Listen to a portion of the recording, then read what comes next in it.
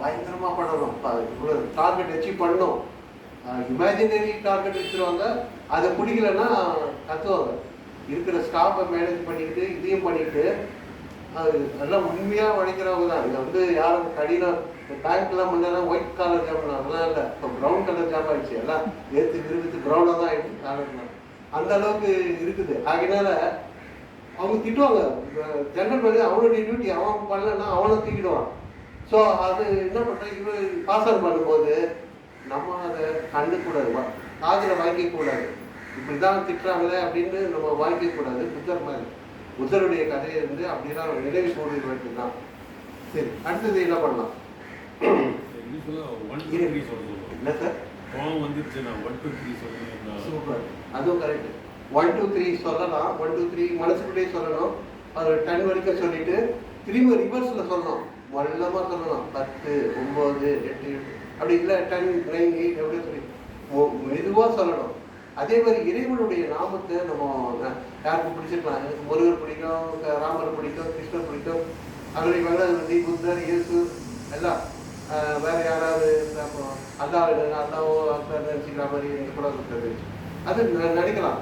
மைண்டை காம் பண்ணி அதான் ஆறுவது சினம் சொன்னோம் இல்லையா, அது ஆறுவதுக்கு நம்ம என்ன பண்ணோம், இப்படி தான் ஆற்றிக்கொள்வது.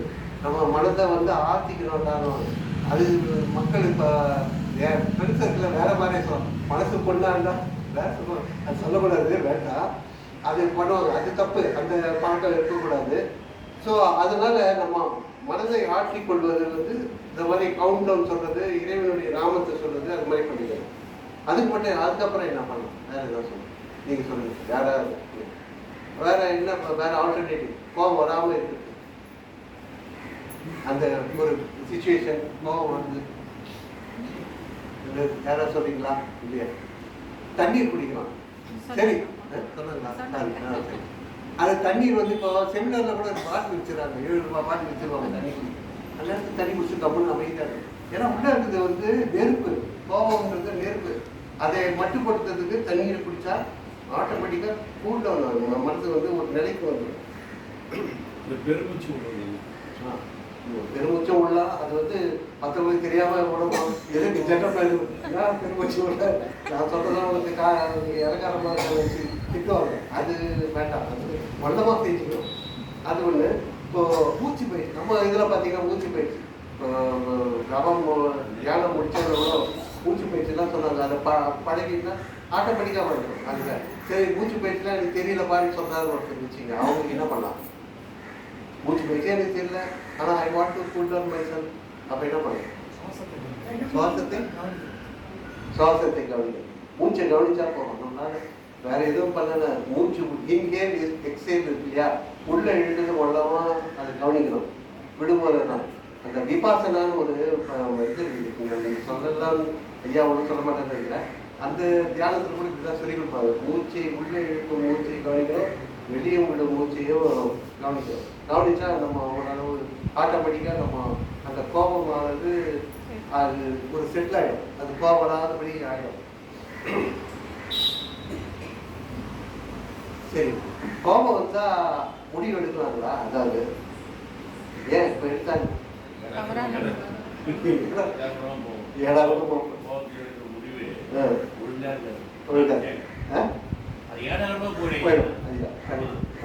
அது கோபத்தில் நான் அதை மட்டும் ஞாபகம் வச்சுக்க.